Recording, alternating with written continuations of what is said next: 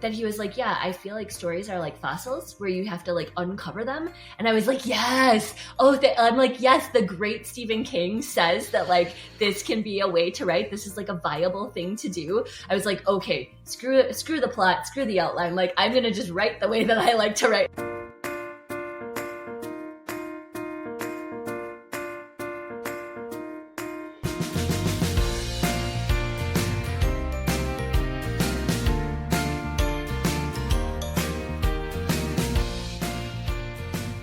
It's You May Contribute a Verse. I'm Josh Monken, children's book author and normal, mild-mannered co-host of this here podcast, joined by, wait, what's that in the sky? It's a bird. It's not a plane. It is actually a bird. It's Betsy Bird.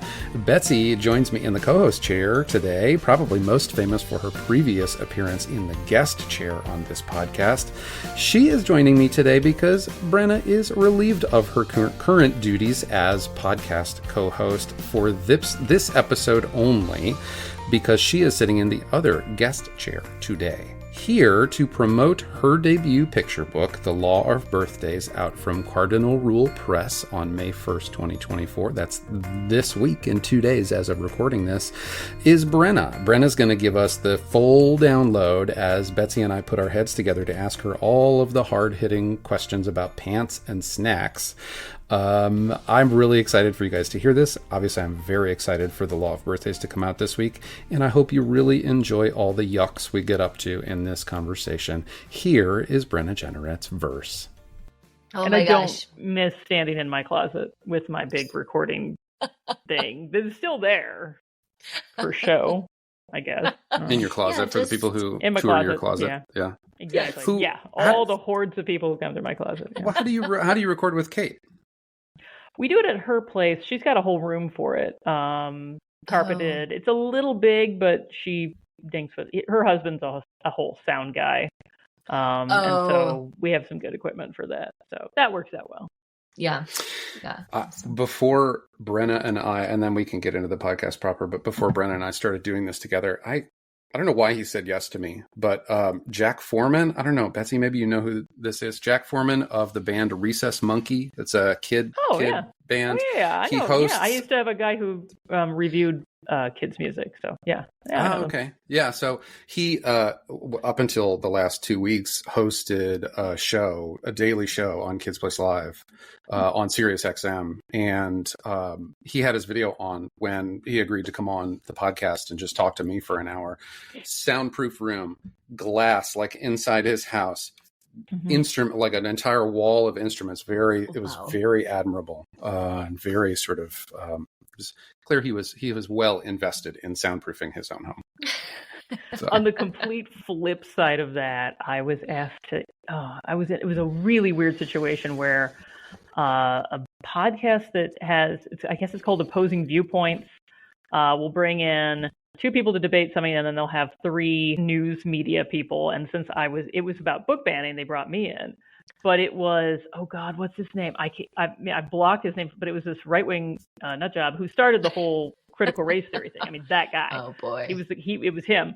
And he was the worst sound. Like, he literally had a giant fan going, and they were like, "Can we do something about the fan?" And I was like, "What are you doing? You're supposed to be a media guy, and you have he had the worst setup. Oh my Could not God. make him out. And the poor people running the podcast were just like, oh God, why do we have this guy? Yeah, right. Oh my God, because what a nightmare from the editing standpoint, right? Oh yeah. Like you can't hear I can't anything. even imagine. And they had to stop continually and be like, okay, and he's like, oh, I think there's something on the other wall banging. And they're like, what is going on? How do you not have a tiny room? And was like literally you? like an airplane hangar. And we were like, my God. Okay. Sorry, right-wing guy. We have to cut your part of the podcast and only feature Betsy's viewpoint. Oh my God. Right? The one time I got to ask my question and I was totally unprepared. I should have been prepared for him. I asked him a very straightforward question and he just went, boo, and I should have reeled him back in, but I was so baffled. I was like, what? These aren't even words that make sense. But yeah, no. I've been part of media trainings, unfortunately, where we've had to instruct people on how to do exactly that, not in a politician way, but in a very answer the question that you want to have been asked, not the question that was was exactly asked. what he did. Yeah. Extremely frustrating. Yeah, and it would have been fine if I just like gathered myself and been like, that's very interesting. Now, if you could answer the question that I just asked you, and then I repeated the question, I should have done that like a second grade teacher, and I didn't. I replayed that 100 times in my brain. Like, oh, why didn't I? Why didn't I just treat him like a child? Oh, well. Yeah, totally. And he was so polite before we started recording. That was the kicker. That was the delightful part. That's how they get you beforehand. They're nice. And that's how they get you. 3-0. Yeah. Oh my God. Yeah. Well, we're here for a very special conversation where we treat Brenna like a child. No, where we we ask her the same question over and over again until she gives us the answer that we want to hear. No, we're here for I guess I can do the intro. We're here for a very special edition where we flip the script and talk to Brenna. And so to fill in Brenna's seat, virtual co-host chair, we've replaced one B with another. I shouldn't say that. One B name with another. Yeah. There you go. Start that over. Yeah. We've replaced one co-host with another. Now I know how he really feels, Betsy. Yeah. Wow. Just came out like that. He just said it too. I know. You're right there, and he just came out swinging. Right? Yikes. Harsh, man. Let's start that again. Hi, Betsy. Hey, hi. It's me. I'm here. Hello. I'm the problem. It's me. Yeah. Well, no, I think I've clearly established myself as the problem already in this conversation. You're what, the IP, the identified patient? There you go. Yeah. Nice. Yes. Very good. Yeah, welcome, Betsy. We're glad to have you back in a different capacity this time. So we're going to talk to Brenna about Brenna's forthcoming book, The Law of Birthdays. Welcome to the podcast, Brenna. Yeah, thank you. I know I was about to welcome Betsy, my own self, because I was telling Josh. We'll have none of that. Other way none around. of that today. I was saying this morning, I'm like, my main fear is that I'm going to revert into my regular interview. You could just start asking us questions for random reasons, and we'll have to reel you back in. Reel me back in. Yes, exactly. Yes. But anyways, I mean, I'm so excited that you agreed to do this, Betsy. I can't wait. It's going to be awesome. Thank you so much for coming. Pleasure is entirely mine. Well, would you like to introduce us to, I don't know how formal we're going to do this interview. This feels very weird for me to ask you questions too, Brenna. Would you like to introduce us to The Law of Birthdays and how it came to be? I would love to. Okay, so The Law of Birthdays, my debut book, and it's written by me, illustrated by Maria Condra. I just wanted to make sure to shout out my illustrator, and then here I go with who it's written by. It's me. But it's coming out May 1st with Cardinal Rule Press, and it started because a couple years ago, the big overall picture was that a lot of people, women specifically, were not being given a choice, and I felt really compelled to put that in a book somewhere, somehow. And that's a really big topic. So I wanted to make sure I was, doing it justice and also distilling it down into a really kid-friendly way to get that across. Because I figure, if at the top with parents and adults and all the stuff, if we're not getting a choice and that trickles down and kids aren't also getting a choice, we're just going to raise more people who aren't getting choices, and it's just a vicious cycle. So anyways, my thought was, most people like cake. Everyone has a birthday. Let's start there. So that's where I started. And also, I personally don't have a sweet tooth. I've talked about this before on the podcast. So I actually don't really like cake. I prefer French fries. I prefer salty things. So that was sort of the hook. This girl is at this king's birthday party. The law of birthdays in the kingdom is that you must eat cake if it's a birthday. And this girl is like, I don't want cake. And so the king is a real dum-dum, and the girl stands her ground. I really like the idea of having a flat arc and having the girl sort of be really stubborn, and the king have to try to understand what she's saying because he just isn't getting it.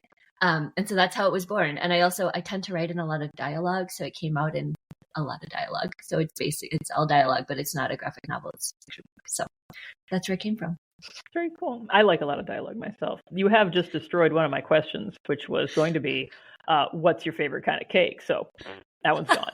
French fried cake. I have to knock that one. French fried cake. Oh my God. If someone hasn't made a book about that, quick. jump on that. Yeah, no, I love all that. I actually I have a question myself. So kids and this whole idea of choice with kids have very few choices that they are allowed to make. I mean, they literally have to ask to use the bathroom. So, Right. choices, the one area where they are able to exert their will, and there's only so much a parent can do, is in eating. Eat that, no, and then we proceed from there. So that, it seemed to me very clever that you would use that as the method by which the kid is establishing their choice, because that's sometimes the only way a kid can establish what they will or will not do is through the act of eating. You still got to breathe, you still got to sleep. I mean, you can resist bedtime, but at a certain point, your body just. But a kid can just not eat for quite some time, as I think we've all learned. So was that in your mind at all when you were coming up with the idea? Totally. I mean, I live with a 7-year-old who is very stubborn and oh my gosh. And guys, I can't even tell you, the new bedtime routine that we have going on is maddening. It's maddening. So we start at 6, right? And he doesn't go to sleep until 9. So this is why. Oh, so no. Yeah. So Brenna. listen to this. Very familiar to me. So actually. first of all, I'm vegan. So is my kid. So that's number 1, right? So getting enough calories in him to begin with is like hard. Also, he eats like a squirrel. So that is also hard. So it's like a steady drip, right? All day. Like he doesn't eat meals. He just like steadily like chews. So the other piece of the puzzle here. I'm sorry, he steadily chews. Basically, because he Like eats a lot of like apples, carrots. So it takes a lot to digest, right? So anyways, so the main issue that has come to light is that he is also turned into this like vivacious reader, which is amazing. He loves Dogman, loves it. We bought him the box set. He's reading them like over and over and over and over again. So it's amazing. So part of me is like, I can't really complain that much, except for I'm complaining a lot because it is like so disruptive to our nighttime. But he will come upstairs to go to bed and he will read 2 Dogmans every night and then beg for a third one. So he's up here reading for like an hour and a half, 2 hours. The kid gets hungry, right? So I get that. He's hungry, but then he's like, Mama, I finished my first book. Can I read my second one? Mama, I have to go potty. Mama, I'm hungry. Mama, can I come? Like, that's not enough food. Like, can I come downstairs? Because we'll bring up apples and carrots and whatever. And he'll eat that, but then he's like still hungry. Anyways, yes, Betsy, to answer your question, it was in my brain, like so much in my brain. Yeah, a little bit in your brain. Because he just, it's impossible to like fill him up. And then you're right. At some point, he will just pass out, and then like he can't, he's not eating anymore because he's so exhausted. And I'm like, okay, he's not eating. Yes. So, yes, definitely in my brain. This it hasn't been like this since the inception of Law of Birthdays, though, I'm hoping, because that's been a couple of years now. Yeah. So right. So the inception of the Law of Birthdays was like 2021, 2022, maybe. Because it was like a year and a half from like final edits to like actually, coming full circle and being published, because Cardinal Rule is on like such an expedited path for publication because they're so small. And they only do 4 to 6 titles every year. So, so it was pretty quick. And actually, so my kid also used to be what I call an alpine riser because he would wake up at like 2 a.m. ready to go. That was like a 6-month stretch of just 2 a.m. My husband and I would switch off. We'd take naps halfway through the day. It was rough. It was really rough. Eating has always been an issue, but not the bedtime part so much. So yeah.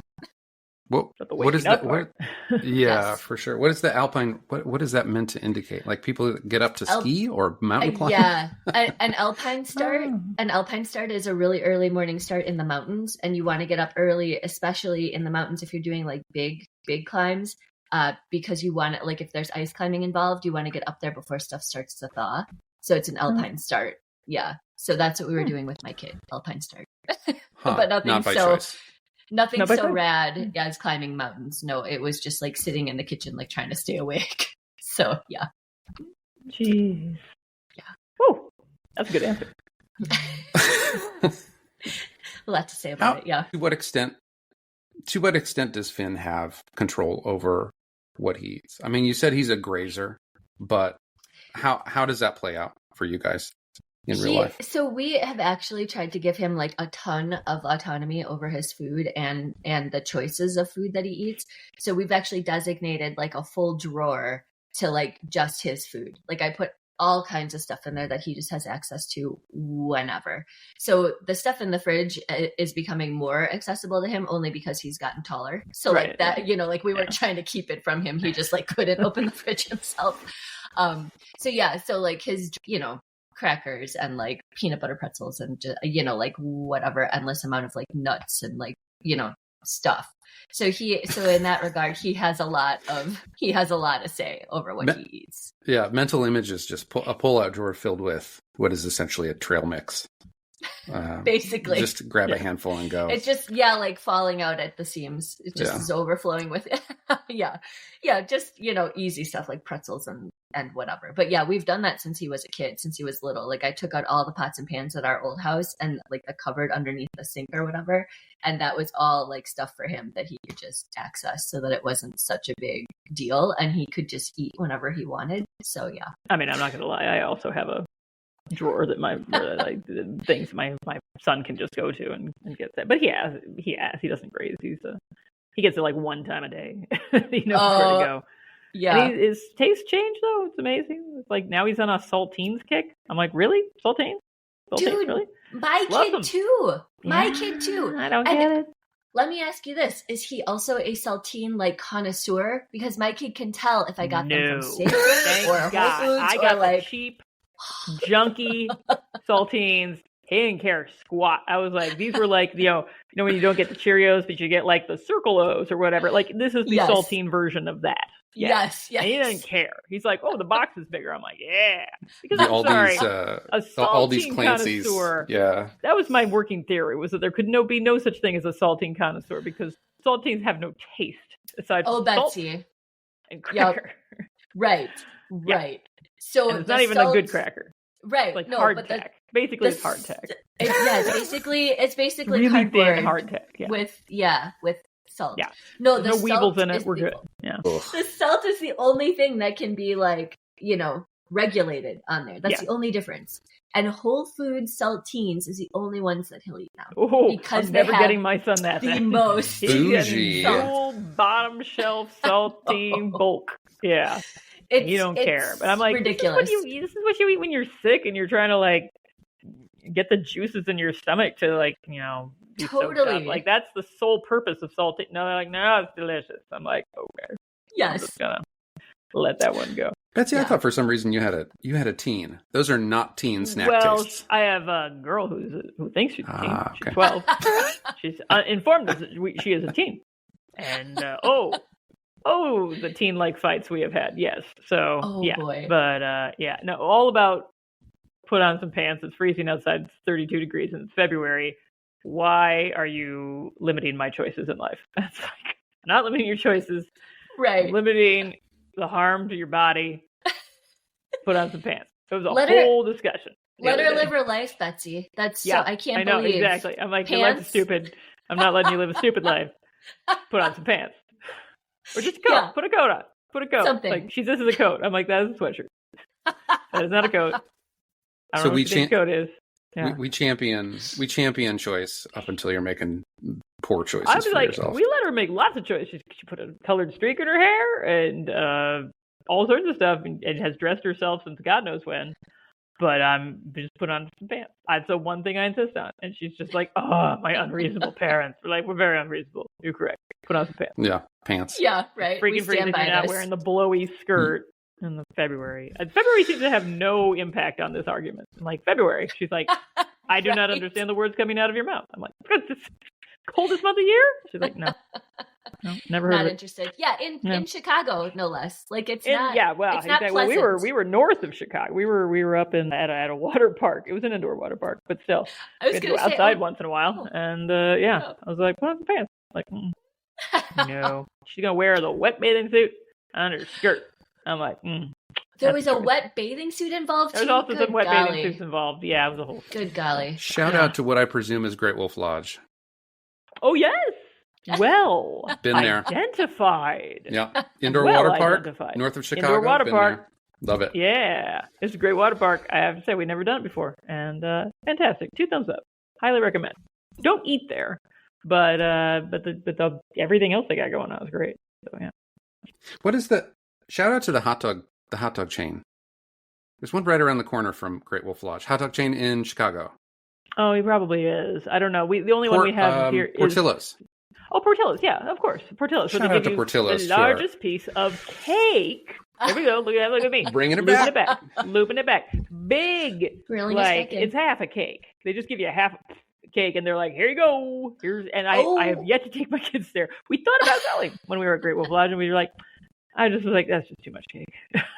Just I can't you deal need with pants. It's a whole you thing. need pants, and I'm not giving you cake. Yeah, they don't serve you there without pants. So exactly, no pants, no service. That's what I say. But speaking of cake, let me bring this all back again. So when you were writing this book, did you already know the plot from the start? Are you a pantser? Here we go with the pants. Are you a seat of your pants, just writing as you go, just whatever the words are going on the page, that's what it is? Or do you plot every little scene? Or are you a caker? A caker. Nice. As the terminology would insist, because the opposite of pants is cake, and cake is pants. Right. No, Yeah. I mean, that's an awesome question because, okay, number one, I am a pantser, but in this case, I wrote it how I write everything else. Like I just had an idea and then I sort of started, I have to write like to uncover the gems, which quick side note, I've been reading recently Stephen King's On Writing, and there's a whole thing in there. Dude, it's so good. Oh my gosh. Great book. Yeah. So I was reading this thing in there that like really,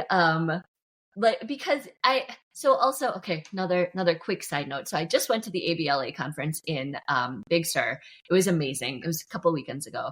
And they talked all about, I got to listen to a panel with Aidan Thomas, and he was talking all about how he'll spend like 6 weeks on a plot line, on an outline, right? Just like putting in all the plot points, making sure everything is right, whatever, with these like longer books.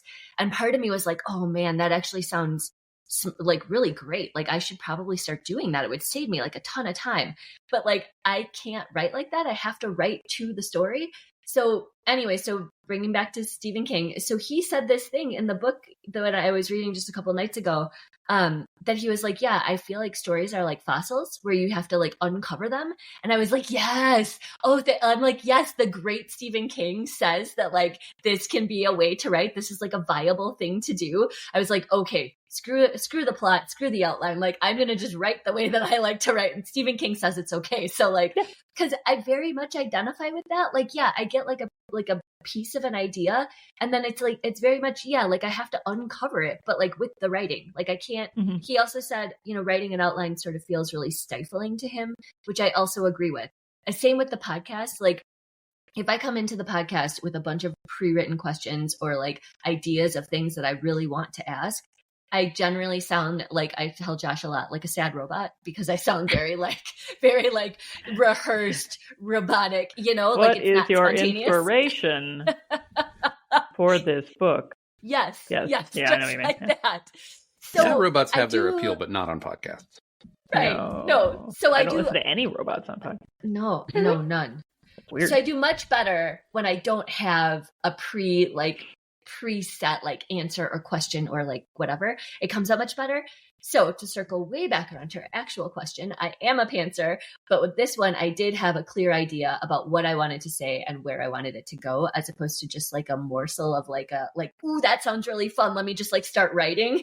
So this one came out a lot faster than most of my other ones. And then also got picked up way faster. Yeah. So that was really nice. Cause I did have this idea about like it was all about choice and like having a choice, and that was really important. And I've been asked about the ending a lot. And I ended it that way because I also felt like it was really important for people to know, like, hey, if you make this choice at some point in your life, you can always make another choice. Yeah. You're not like beholden to this choice that's for your true. Entire lifetime, right? Like that's not now your personality. You're not that person who made that choice, which people really like you to be because it makes things simple, and we like simple things. Totally. Like, you're that guy. Like, no. You're no pants or you're no cake. You're that's now who you never. are.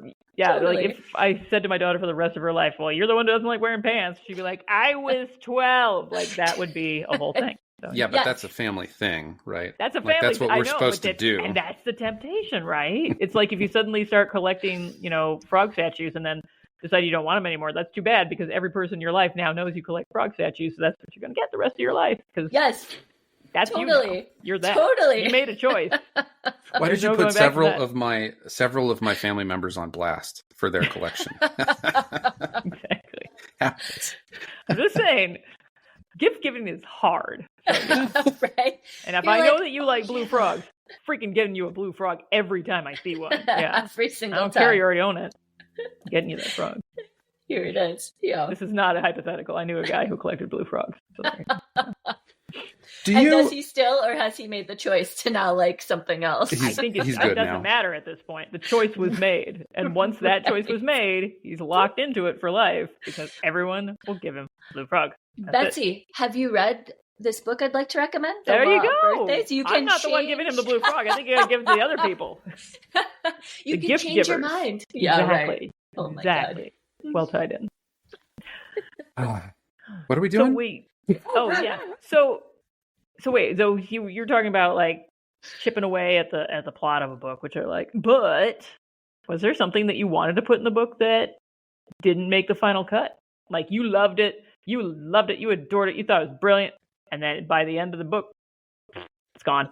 Yeah. So. Okay, so I actually got to keep a lot of things in, which was awesome. So the part about being vegan, that is true to my life. And also the part about the flax egg, same, also true to my life. That was a fascinating...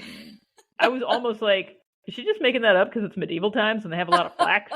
Like literally, that was my first thought. I was like, a lot of flax in the olden times, making a lot of linen out of flax. Right. That must be just a medieval equivalent of something. No, that's the thing. Okay. Yeah, no, you're going to love this story, Betsy. So it's a quick side story. I told this last week when we were talking to our friends Jenny and Audrey.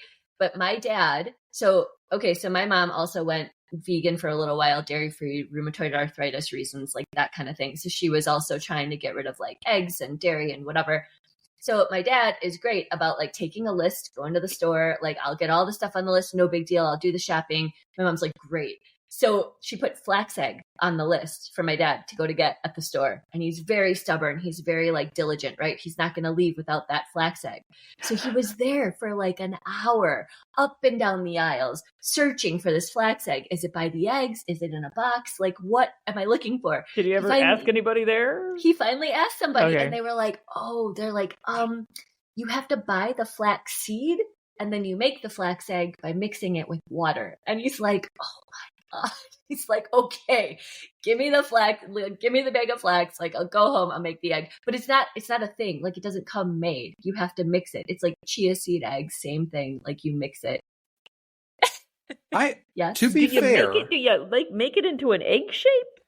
No. So it's just a binder. Why is it an egg? It's just a binder. So it's an egg, like, the egg name comes because it gets sticky like egg whites. So I'm just imagining taking flax and trying to like mold it into an egg shape. No, it's real runny and sticky. So like you mix it in a glass, you let it sit for like 3 minutes or something, and then you just pour it in. So it's like egg whites. Same with chia seeds. Okay.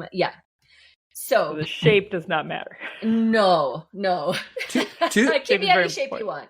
To be fair to your dad in this story, if someone had put on my shopping list cake and expected me to get the stuff for cake, exactly, just to bring it back around, like, I understand. You would have bought a cake, absolutely, actually, quite frankly, fair, which is much easier to find. I would have as well, yeah. It's totally fair, fair. But anyway, so I got to keep those two things in, which was awesome. The one thing that it sort of stayed in, but it got tweaked was like that sort of wall of dialogue about like, you know, define. She was like, what if I can't handle that much sugar? And he's like, define handle. And then she goes off on this whole thing about like, you know, the lights going out and all the stuff. So my editor, Adam, helped me figure out like how to make that more sort of story relevant, because my wall of dialogue originally was about like her like running off to the circus. And then she had like this last piece of article of clothing that she couldn't wear because she got like cake on it and it was this whole mess and she didn't want to wear this striped shirt, but then the circus thought that like she was part of the show and they picked her up and she had to live with the circus forever and a lion ate her and a whole thing. It was like this whole ridiculous like cumulative and he's like, okay, I love this, but like what if we tie it in to the story? And I'm like, oh yeah, right. Good call. Just reel in that stream of consciousness. Yes. But I will say, I think part of the dialogue part and also the stream, like sort of the wall of dialogue, was in a sort of reminiscent of Adam Rex's Why book, which is which is what Adam actually comped it to in the actual like announcement, which I was like tickled to no end about. I was like, oh my God. And I tagged Adam Rex and the whole thing, and it was, it was awesome. So that part I did. I was really happy that we got to keep some wall of dialogue in. So it was sort of like a callback to that, because I love that he even thought to comp it to an Adam Rex book, because I didn't think of that. Does Adam know? Yeah. That Which was the Adam? Inspiration? Adam Rex. Sorry. Adam Blackman, Adam Rex. I know. Does he know that he was the inspiration for that? I know that. So Betsy, we talked to Adam for the podcast as well, which was amazing. I love it. But I know he's got an arc as well. I wonder the extent to which he knows that he was the inspiration for that sort of he big knows, wall, that component. Well, so when I wrote it, that's not what I was thinking. But when Adam comped it to that book, I was like, oh, totally. And I mean, I had read that book before. It was interesting. Like, shoved into my subconscious somewhere. So, right. I'm sure it's not like I independently came up with that idea in a vacuum. Like, I'm sure it played some part, but I wasn't consciously thinking like, oh, I know how I'm going to write this. It just came out like that. And then when Adam comped it to the Adam Rex book, I was like, oh, that's kind of perfect. And also, oh my God, an Adam Rex book is being comped to my book, like amazing. So yeah, and then that's how, because I tagged him on Twitter, obviously, because I was like, Adam Rex, check it out, like my book is comped to yours, which, let's be friends. He was very gracious about like having his whole Twitter feed blow up because of this like tiny book that he doesn't know about. But I was stoked. So yeah. You weren't going to let it go where he wasn't aware of it. That brings up a good question, right, though. And this is something that I think I do in my writing super consciously, is take patterns or take inspiration from other books. So you did it either subconsciously or just sort of de novo on your own, this element of this wall of text that ended up very smartly being comped to Adam's book. But I consciously write to, I'm going to try. So I've got a manuscript that is in 2 parts. It's a very different story than Bikes for Sale, but it is my version of the Bikes for Sale meet cute. I'm trying my hand at that sort of pattern of writing. Do you ever do that? I don't think so. I've read a bunch of most of your stuff, and I don't see that in your writing necessarily. I haven't, but I think it's the same reason I don't plot, is because I find it really stifling. So I think I sort of like file stuff away in my brain, and then when it comes out, it probably has pieces and parts of stuff that I've really liked, but it's like sort of an amalgam of like all of that. Because I will say, so the Michael Slack books, Dinosaurs on Kitty Island and Kitties on Dinosaurs. Do you guys know those books? No, I don't know those books. I love those books. Yeah, and they're told in this amazing second person voice, which is so good. He's like, oh, kitties. He's like, don't do that. That doesn't look like a good idea. Oh no, you're doing, X, Y, and Z. Like it's so smart and it's so funny, and my kid loves them. And I've tried several different times with different, like, because I have a couple of characters that I just haven't been able to like make the manuscript work with, and I'm like, ooh, I could use that second person voice that I love so much. So I've tried, and it just like, it doesn't work, because I'm like thinking of his book too much. And I feel like if I do that, it comes out very much like his book, which is like, that's called plagiarism. That's not just for society. So that's a whole different frowned thing. upon by society. Yeah, so not super cool in a writing career. So I can't. Yeah, I don't know. I can't really do that. I don't know. It doesn't work in my brain. It's the same reason. Like if I'm watching a webinar and I take notes, I'm taking notes like intending to use them at some time and like circle back around. I never do. Hey everybody. The first time that I did this mid-up break, I sounded like I was falling asleep, and that is not a great feel for a podcast. So we are here and we're doing it again. Hey, the first thing that I want to say is it's a shout out, it's a commercial, it's a plug. Hey, if you haven't gotten your own copy of The Law of Birthdays, it's really easy to do it, and you should probably do it the same way that I did and not buy it from Amazon, but instead buy it from Brenna's hometown or new hometown bookstore, Boulder Books. So Boulder, Boulder, bookstore.com is where you can get it. It's very easy. They're very communicative, and they're great at emailing, and I expect mine shortly as soon as it is released. Please go get yourself a copy and then do yourself and us a favor, Brenna especially a favor, and give it a review. Review it on Goodreads or wherever you put your reviews, and we thank you for that. And now for the reviews of some of our other books. Brenda's review for this week is not for her book. It is for I Do Not Eat Children by Marcus Cutler. This subversive, fun read-aloud sports an orange, unibrowed monster who insists he does not eat children, but as you follow along, young readers will immediately spot the issue in the quirky illustrations. Read for the laughter and stay for the twist ending. That's twist ending 1 of 3 today. John's review this week is I Am Not a Chair by Ross Burach, a laugh-out-loud story about a misunderstood giraffe that wants to show the animal kingdom that it is indeed not a chair. But will anyone listen? I assume the answer is no. This story is simple but well-crafted with layers of tension and a hilarious twist conclusion. John's a sucker for twist endings. That's twist 2 out of 3. Overall, a wonderful tale with bright and silly illustrations that kids will undoubtedly ask to read again and again. John gives this story 5 spotted living room chairs out of 5. Twist ending number 3, or reveal, I suppose. In a rare book-based disagreement with my youngest daughter, I am bringing the drama and recommending a book we mention a little bit later in the episode, but only briefly, namely Evergreen by Matthew Cordell. It is a rare treat for a rambling adventure to fit so well in a picture book format. It covers a lot of ground.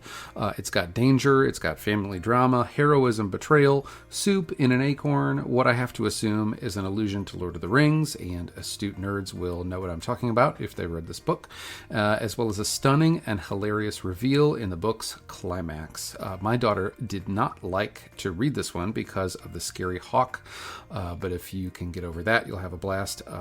Or if you're like me, you can just wait until your kid falls asleep and then you can read it for yourself. Those are our 3 twisty books for this week. Hey, if you like a book, if you have things to say or things that you have thought but not put down in words about a book, do yourself a favor and go on and just give it a couple of sentence review. It means a lot to an author. Go on Goodreads, go on Amazon, go on boulderbookstore.com and review a book today, and an author will get their wings, or maybe just feel a little bit better about themselves. It means a lot. So go out and do a review.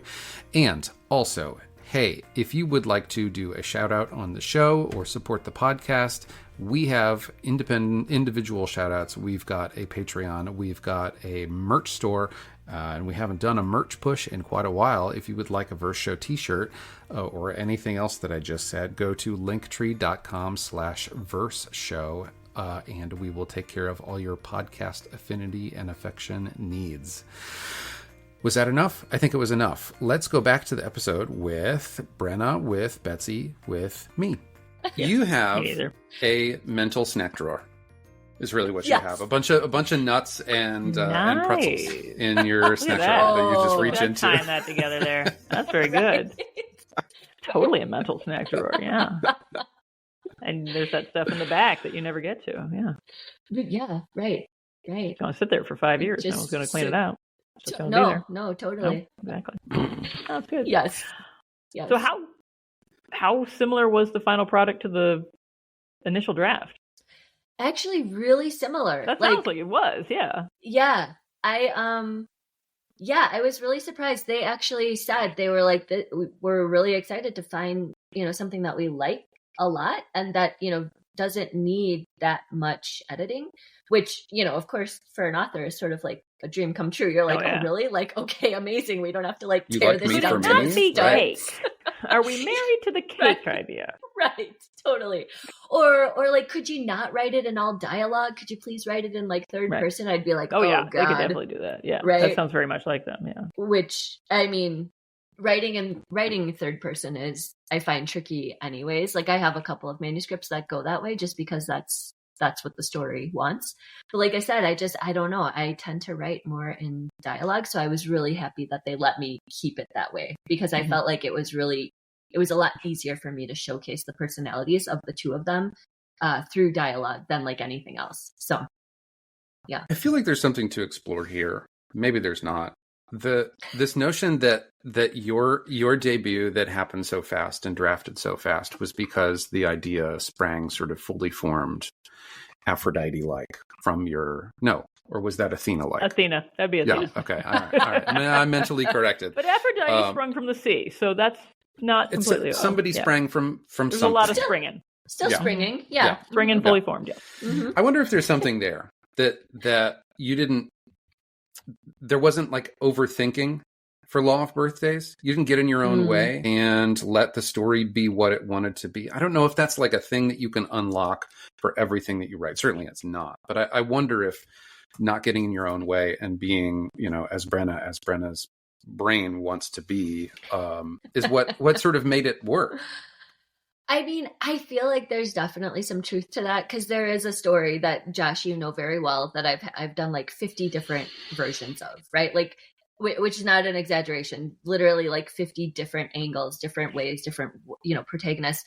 And I feel like it's because I just love the story so much that I just can't let it go. Like, as soon as I have one draft down, I'm like, oh no, like I totally missed like this angle. Like I should rewrite it. Let me tear it down. Let me go from this angle. Like colors should be the forefront, or like this MC should be the forefront, or I should pull this piece of the story up and like shove the rest of it back, or like it's too much. I'm like, what am I actually trying to say here? And I think also part of that one, which is so troublesome, that the thing I really wanted to say was that I wanted kids to take away that like imagination is this really powerful thing. And it feels like in today's landscape of books that are being published, not that imagination is not important, but it's also not the forefront of the messaging for books. Like imagination and sort of fun for the fun of it has kind of like circled out a bit, it seems like, and we're sort of more towards like, more like intense messaging or more serious topics for the minute anyways. Not that, fun things aren't being published, but it sort of felt like that wasn't enough of a hook, which I think was the problem for me. I was like thinking too much about the market and like whether or not it would be picked up because I care about the story so much. Whereas with Cake, I was like, I think I was mad enough that I was like, this is the message. This is what I need to say. This is how I need it to go. So yeah, that might be but in a fun way. Oh, right. In a fun way. Yeah. Letting fury fuel your writing, but in a fun way. But for funsies. Yeah. Yeah. Fun fury writing. Oh. And actually, so, I mean, I know this is not, it's you, Betsy, you are not here for questioning, but I just wanted to, on that point, ask you what you thought about sort of the landscape of books and whether or not, like, maybe I'm totally missing the mark there, or if I'm sort of on about, because I have heard also recently editors are more and more saying like, no, we do want books fun for the fun of it. Like we're trying to lighten things up a little bit.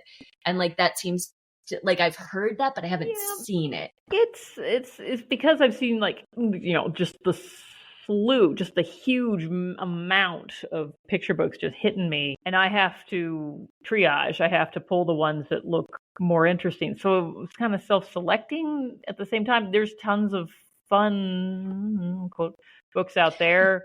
Are they good fun? But there's fun. But but there is a lot of meaning. I call it meaningful, important. Yes, these are important books. Yes. These are important for you to read, kid. Not fun.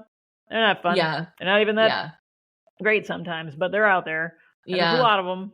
And that's so the publishers always have their meaningful books on their list. It depends. Like, there's the big guys who can just do everything, but they're not going to publicize everything. They're going to select which ones they think deserve the publicity. And then there's the little guys, but they're also going to have unless they are an all meaningful all the time publisher, which do exist, they're going to try to mix it up and have a couple fun and a couple silly and then a couple meaningfuls as well and try to mix it in. But yeah, meaningful went spiked like way up in the last few years. Nothing wrong with that. Good to have some meaningful. It's just when the balance is off that it's a problem. And getting kids to read, I mean, what kids want a lot of the time is silly. So I always say that I can't write meaningful. I'm never going to win big awards because I'm not good. Same. I'm not going to kill anyone's dog. I'm not going to kill a dog. I'm sorry. Yeah. I can't. I don't even know how to kill dogs. The dog would just crack a joke if I tried. So are there picture books that kill dogs? Yes. Picture books, yeah. Oh sure. No, dead I would dog never. Books? Well, they have to be dog about the dead dog, right? They got to be about like the meaning of the dog's life. The dog was very old, but it was still making its way to the seashore every day because it loved the rose. Yes. There's, it's fine, but it's all about the dead dog. Usually and they have a purpose, like. Because we get, as a librarian, you get the parent walking in being like, I need a dead dog book. My dog's about to die. And You're like, I've got that. Several. All right. Where's it? We don't have a dead dog section, but we can pull out the dead dog books and give them to you, and you can look through them and be like, no, my dog's not a Chihuahua. So yeah, right. but that's a whole different genre. The parent who comes in with a one thing they want, like dead grandparents, and we're like, we got you. It's like. I mean, Josh, that's the famous Betsy Bird quote. I mean, right? Like, funny is so subjective. Not everybody thinks that funny is funny, right? Exactly. But dead dogs, everybody understands the dead dog. Everybody is sad about the dead dog. We all feel bad. We feel bad. We all can feel the same. Right. But, hey, here's this joke I heard. You tell it, and everyone's like, some people are like, eh. And some people are like, eh. And some people are like, that's hilarious. It's like, there's no way to predict. Which is, I mean, if you know the people, but what's the dead dog but for laughs? Is the question. Oh, well, there was the one. My favorite was the one where like someone's turtle died and then they put it in a box and attach it to a balloon and send it up to the sky. And I'm like, freaking turtle's gonna land on somebody's head at some point. It's terrifying. I found it hilarious. It was not meant to be hilarious, but I still think that was one of the funniest books I ever saw. So there you go. Is that why there's more fun than funny? That's probably a given. Yeah, I would say yes. It's funny because you do get, when you can get a funny book that is almost like universally like anyone who, like last year, I don't know if you saw it. Did you see Mr. S? Yes. Yes. We love that book. That's funny from universal the pitch because we all read the pitch in PW Children's Bookshelf. They have the pitches like. And they, even in the pitch, they were like, kids go to kindergarten for the first day. There's a sandwich on the table, and they're not sure if that's their teacher or not. I'm like, well, that's just... that was a gag on... that TV show I like so much. The Good Place. There was remember the burrito on the judges, and they're like, is the judge the burrito, or is the burrito the judge? That was where I feel like she might have gotten the idea. But it doesn't matter, because just the premise was funny. Plagiarism. And then the book... No, it wasn't a burrito. It was a sandwich. And then the book itself was very funny and very well done. And so anyone who saw it, but did it win any awards? Of course it did not win any awards. Right. It's a funny book. We don't have a funny book award except for the Sid Fleischman Award that SCBWI gives out, which is, I'll just say, arbitrary. Like, again, that is very subjective. It is definitely a case where I'm like, really? That book? Really? Yeah, because funny.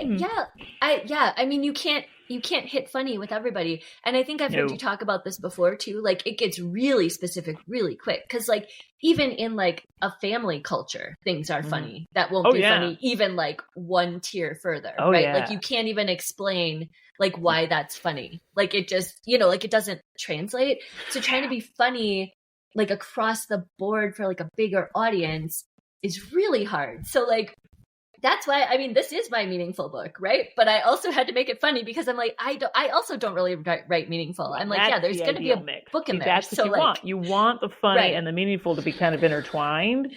That's ideal because then the kids are enjoying it. And then the message doesn't feel like you're taking a stick and just hitting them over the head with it, Right. Because that's what some of these books just feel like. It's like, I get it. I get it.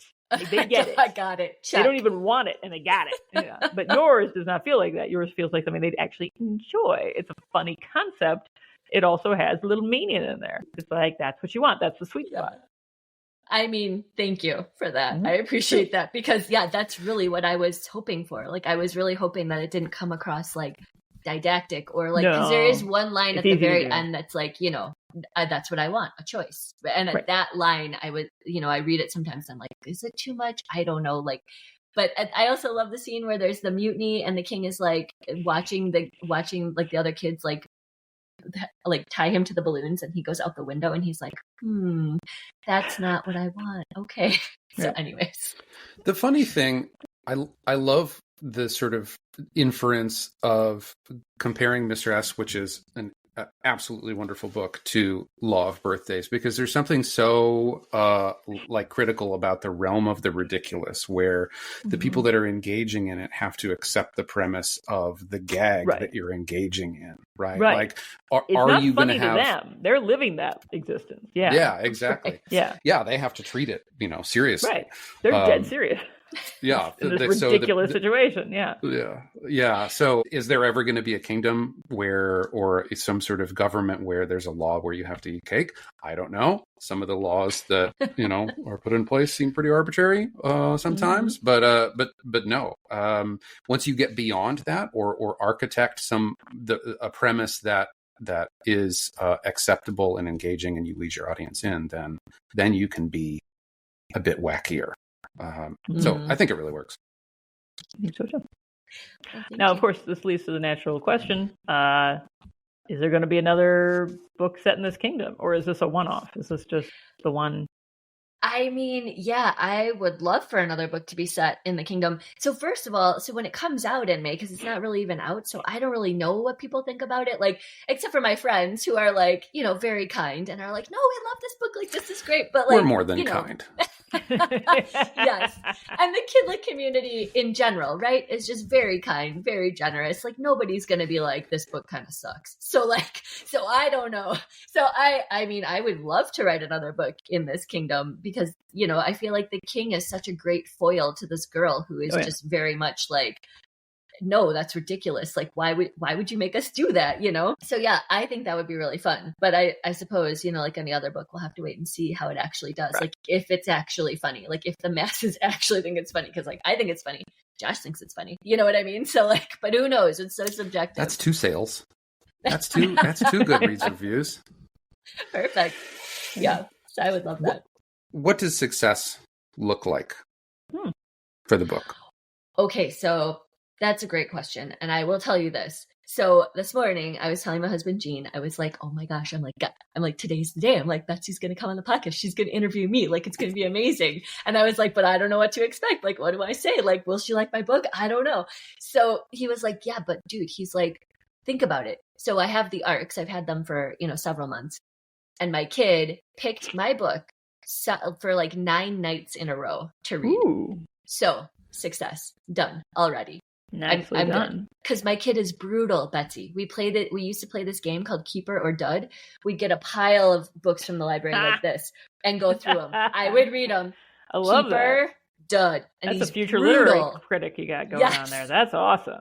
Yes. Yeah, there's a lot of duds out there. But right? But I was very nervous about the fact that like he would think my book was a dud. So I kept just sort of like laying it out for him. I'm like, here are your choices. I didn't say anything. I was just very casual. But he kept picking it. And I was like, yes.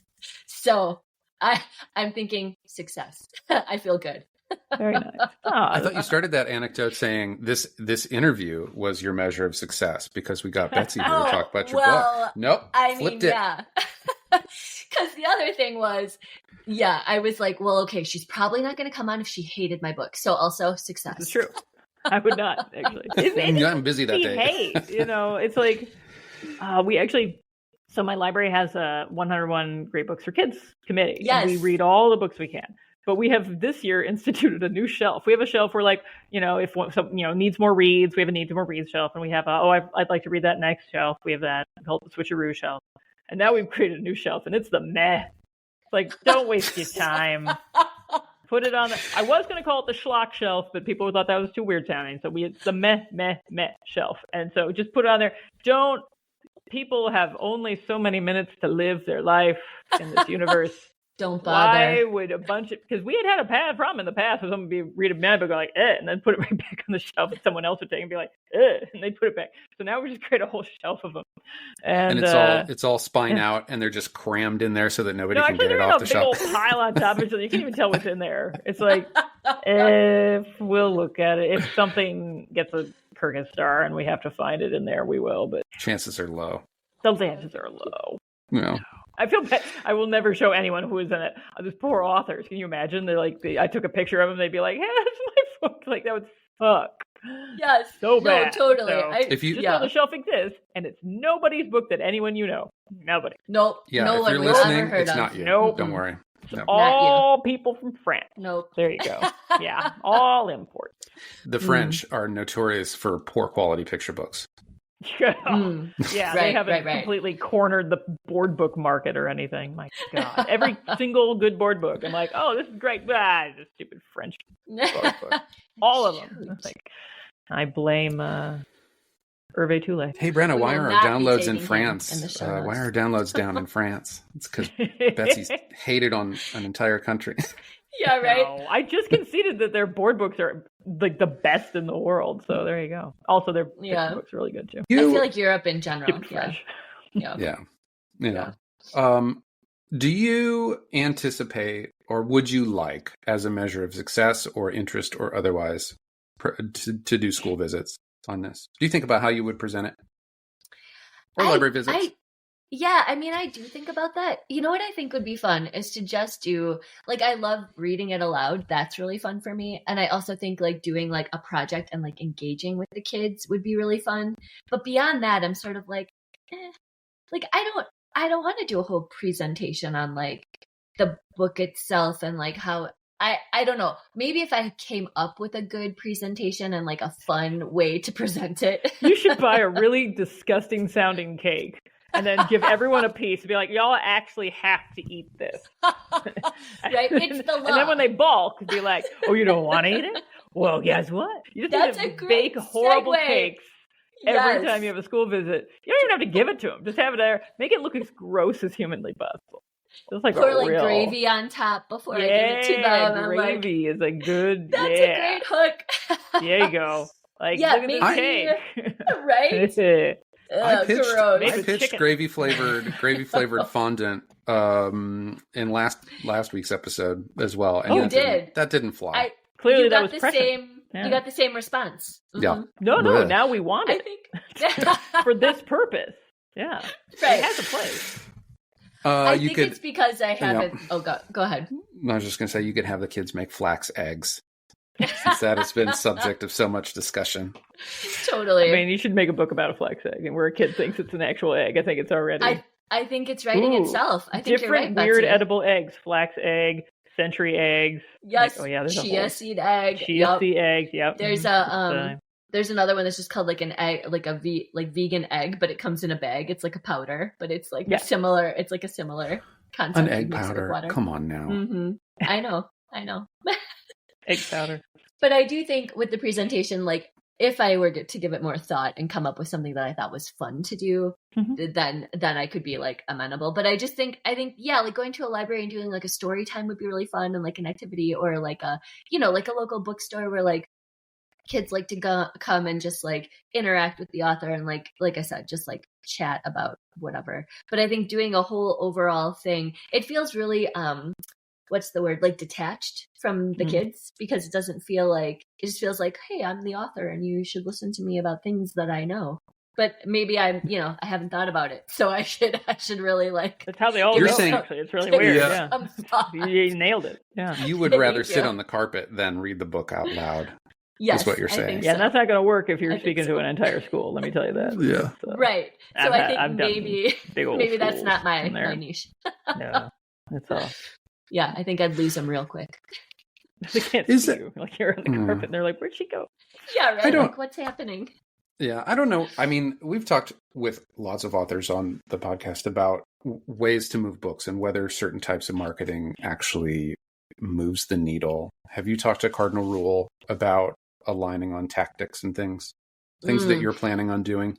marketing They're wise? they're actually really great. Like small presses tend to be better about having marketing plans, which is awesome. They have a smaller So list. yeah. Yeah. So they've been kind of amazing. Like they send me like spreadsheets, and they have like a like every month they'll be like, here are the things that you need to get done. Here, here's what you need to do. Cross this off the list. Like reach out to whoever. So that's been really, really helpful. I will say there have been things on that list where I'm like, wow, that's like a lot of things. Like I don't think I have time for that. Or like, reach out to like people with blogs and offer to like write guest blogs about whatever, which this is where they're coming from. Yes. Doggone it. Hey, can I write a guest piece? I'm like, I don't know. You're like, really? I'll do it once in a while. But you're on the mess shelf. Yes. Yeah, exactly. How do you tell them that? It's impossible to tell them that. Yes. This is why they're all asking. Okay. Yes. That makes sense. Now you know, here's the thing. If it's an author, here's a tip. Here's a pro tip. If it's an author asking me for this, I'm going to feel bad if I say no. If it's a publicity person, I'll feel bad. It's just one of their clients. You're like... I can say no to them all day. So, but if it's the editor, then I get like, ooh. I actually care more about if an editor pitches something than if an author does. Because the editor has a lot of different books they're working on, but this is the one that they think is important enough to hawk. I'm like, okay, all right, editor. That's a good point. So editors I pay more attention. I don't know that anyone else does, but I notice if it's an editor. And if it's a PR firm, screw that. I don't care. I'm like, you're a firm.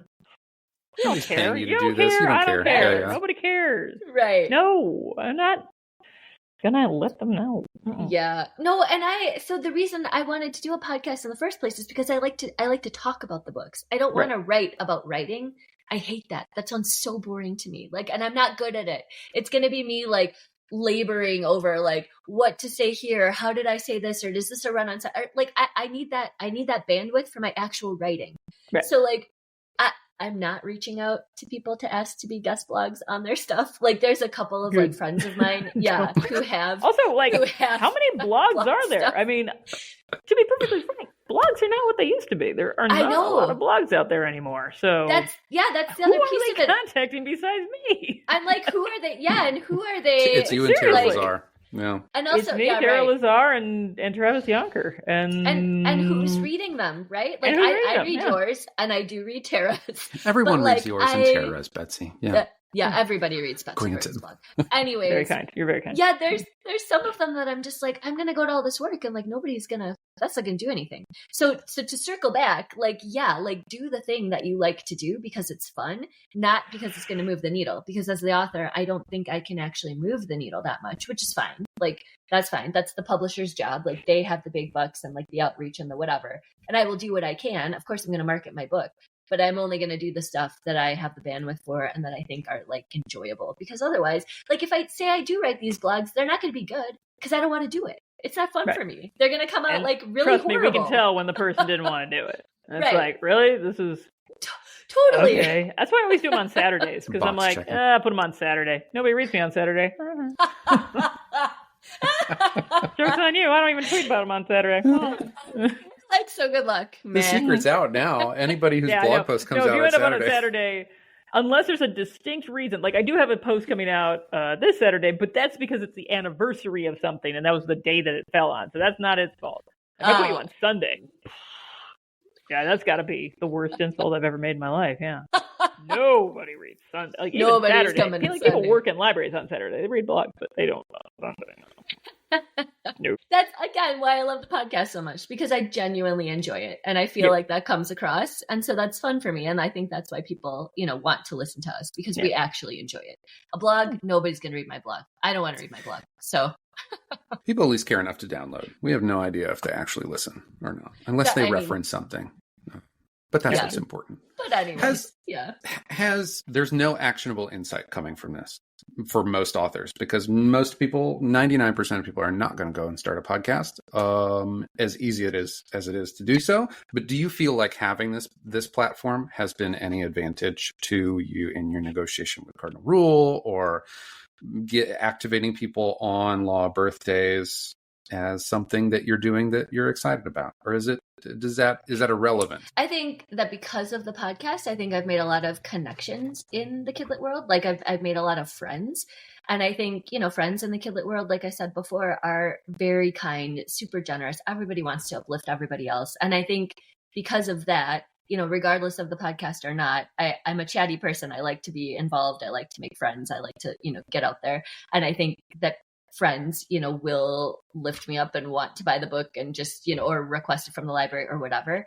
So I think regardless that would have happened. But I will say the podcast itself has just been really fun for me. Like I just really like doing it. Like I like having a Friday morning where I get to like hang out with Josh and chat to a guest and just, hear more about the behind the scenes or like how this, author came up with their idea or what this publisher is doing and spreading that information I think is helpful for people. And so hopefully, they are more inclined to like help me out when I am also, trying to like get a book out or whatever, because it's, the whole goal with the podcast is to spread information. So I hope, that we're doing that and that it, somehow makes like palatable, I suppose, like on Twitter, if I'm like, hey, you want to read my book? Do you want to like check out this launch event or whatever? People aren't like, oh God, like we never hear from her. And now she like wants us to check out whatever, so. Duly noted.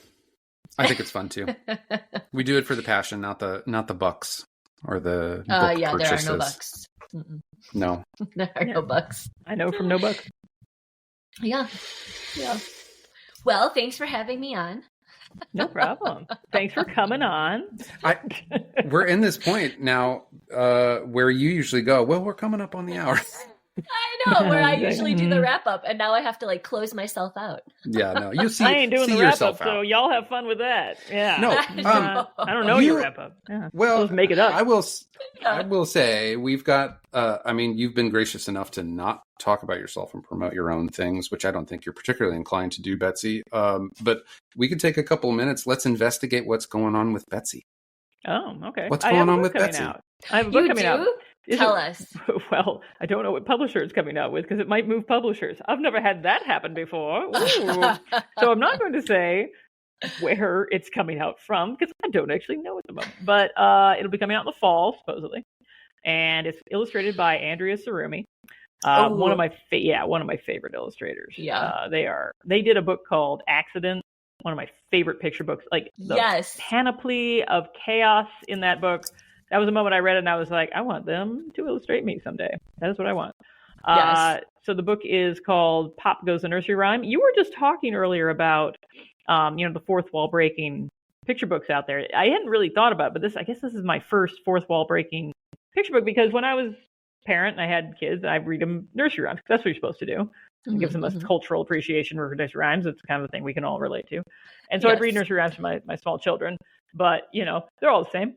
Every single time. Doesn't matter if you have a different version. The words are the same. And so after a while, not always, but usually. So I'd start to just like get punchy.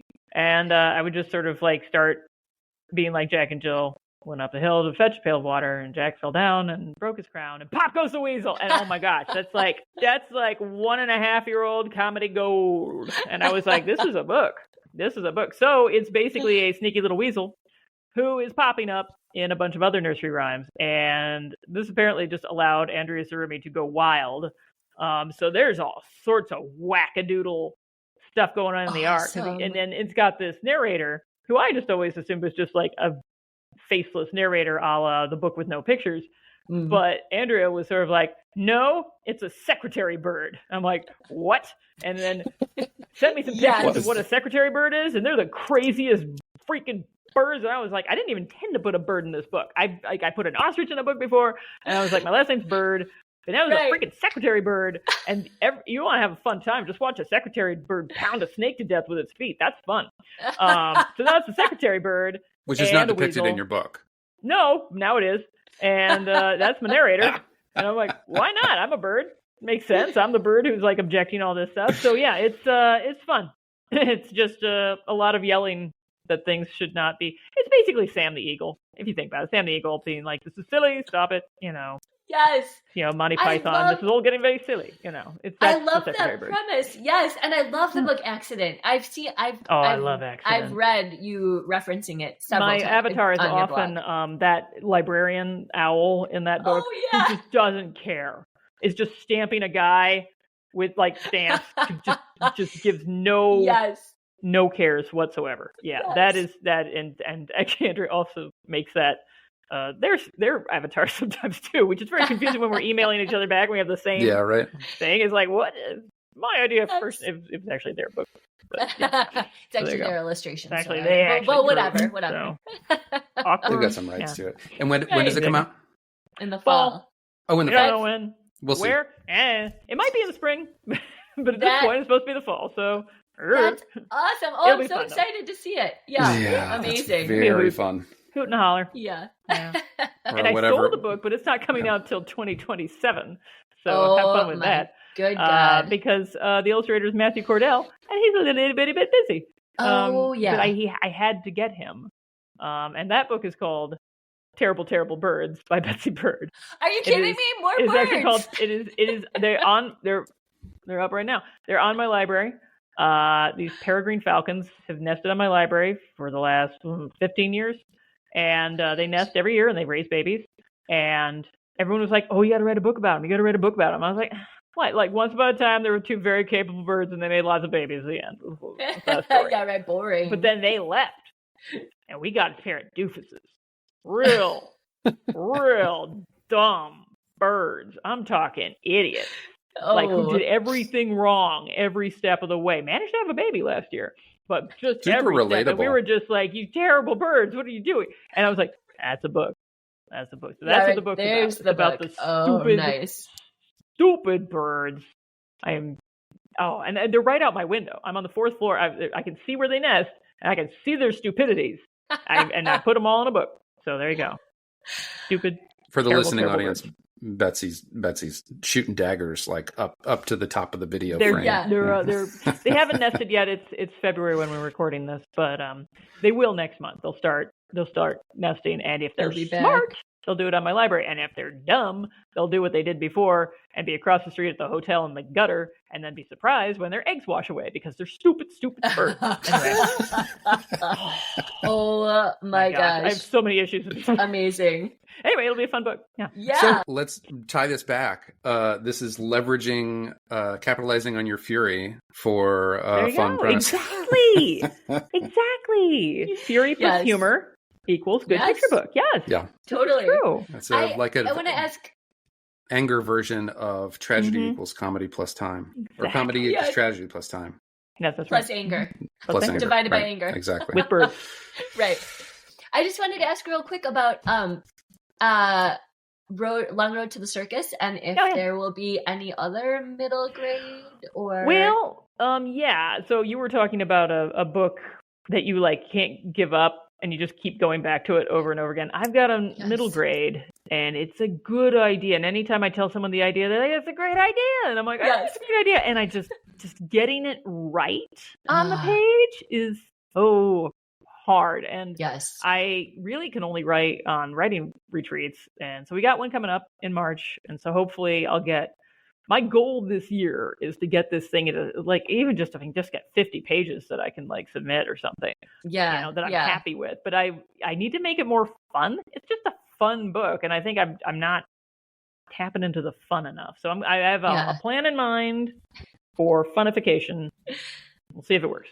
Awesome. Just get mad. Awesome. Just get mad first. I'll get mad. Not really the right mad. way. Yeah. I need to be angry about something. Stupid birds. Yeah. Wait, so writing retreat in March, and then, I'm assuming that the answer to this is yes, but it was just on my radar. The ALA conference in San Diego. Are you going to that also? Yes. I believe so. Yes. We will see. I'm already getting Newbury Caldecott banquet invitations, and I'm kind of half being like, I think you need to know. Oh my gosh, the life is Respond tentative. That's amazing. Yeah. That's amazing. We'll see. Yeah. Well, I think I also might be there, so maybe I'll get to see you. Well, then we can run on. Be like, hey, let's talk about Angry Birds. Excellent. My favorite topic. Yeah. Okay, I want to before we end. I was curious about this, and I suspect other people might be as well. You were talking about your 2027 book with Matthew Cordell, where the terrible birds concept. You had a say in Matthew. Was that a line in the sand that you drew to get him? Well, it all came together. I was at the last ALA conference in Chicago. And I watched him on a panel. It was on classic feeling children's books because he's good at that. And I was watching him, and I was like, this guy's got it. He loves drawing. He loves drawing wild animals. And I don't know if you saw Poppy. Was it Poppy? Oh, see, he's got another one that has the word Poppy in it. No, it was the one about it was like the Little Red Riding Hood with the squirrel one that he had last year. Evergreen. That's it. Evergreen. Oh, Evergreen came out last year. And there's that shot of the hawk. And I had seen it by that point, and I was like, this guy's great. So afterwards, I had a lunch with somebody. I was describing how great he was. And then the conversation, inevitably, as all conversations do, turned to the stupid birds. And I actually was kind of telling them what I realized that as I was saying it was the book, where I was like, well, we had these amazingly competent birds, and they had like 38 babies over the course of years. And in my book, I actually have the accurate name for everything, because we banned the babies with the Field Museum. So we have the accurate names, and they're a wackadoodle like crew of names. And then they left, and then we had those stupids. And as I was saying it, I was like, oh, this is the book. This is the book. And then because I had just seen Matthew Cordell, I was like, and Matthew Cordell lives in Chicago, and he had just texted me or emailed me to say, I would love to go to a banding sometime. I didn't realize your library did that. And I was like, oh yeah, come by. By the way, Brendan Wenzel did a piece of art original about our falcons. Hint, hint, hint. And then I was like, oh, shoot, wow. I should get him. Even though, I should get a Caldecott winner. That's my life. That's but shoot your shot, Betsy. Yeah. Hello, sure. Dan Well, Santat. It's not like that was exactly You've how I done did with Dan that before. Santat. My agent was like, "Who do you want to illustrate?" I'm like, "Dan Santat." He's like, "Great, go ask him." I'm like, "Fine," and that worked. So, and David Small was a Caldecott winner too. So I'm like, I'll just do Caldecott winners. But the problem with Caldecott winners is A, they're crazy, and B, they take a long time to do stuff, but they're worth it. And so we wrote the book. So did you ask Matthew first? Or did you go through, Matthew, just said, this is super awkward. I know we're supposed to go through the agents and stuff. But I got this manuscript. It's not cool. It's cool. It's cool, so it's not cool. You don't have to say yes. But here's the manuscript. And he liked it. But he was sort of kind of like, I don't want to commit to anything. I'm like, I get that. Yeah. So we went through the proper, basically, but we were able to then go to publishers and be like, by the way, Matthew Cordell's interested. Oh, yeah. And that helped. Nice. That did help. Totally. And then we decided on, is it Chronicle? Maybe. We'll figure it out. Something like that. You know what? There's a million years until then. Yeah. There is a lot of stuff happening at Chronicle. There's a lot of movement over there. Books. And I mean, they do. They do. But it's definitely Chronicle. For a second, I was like, is it Hyperion? It's not Hyperion. I'm pretty sure it's Chronicle. I'm like 90% certain. No, you know what? It's not Chronicle. Recently. It's not Chronicle. Because the person was at Chronicle. That's where I'm confused. The editor. Because Melissa Mangrove, there's been rumors about she might be moving. She's moved from San Francisco to Portland, although I don't know if she's actually moved from Chronicle or not. Yeah, it's PRH. Ariel Richardson also similar, just there's nothing as concrete. I don't actually know, but I've heard, there's a lot of moving pieces. That's all that I know. I would love to do a Chronicle book someday, but this is not it. This is not it. Even as I'm saying, I'm like, really? You're with Chronicle? I'm like, I think I'm actually with Knopf. I'm with Knopf. I'm again with Knopf. I keep ending up with Knopf. I don't know what it is. I'm like, I'll go this way, and then I'm back with Knopf. I'm like, all right, I guess I'm theirs now. Whatever gets the books done. 3 books with them or something now. Yeah. Oh well, that's okay. I do. They do nice books. I love. Here's one more tie back. I love the thought of Betsy Bird going to these illustrators and having the illustrators go like, oh, here's another author contacting me, asking me to do something with that. I mean, you can't. I'll work on her stuff on Saturday and Sunday. I mean, but at the same time, I do have the list in my head of people I want to work with. I'm like, hey, I went to work someday. There's 2 in my mind right now where I'm like, hey, I'm going to work with you someday. I don't know if you want to, but you're stuck with me. I'm coming. Yeah. I'm coming because I like your style. You lucky person. Yeah. So. But and the advantage of Matthew Cordell is that he can come to a banding, and then we can have a photo, our author photo, taken with a baby falcon. A baby dumb bird. If the dumb birds have babies this year, which is a big if, Find out. Yeah. Something That's very awesome. relatable in those birds. Yeah.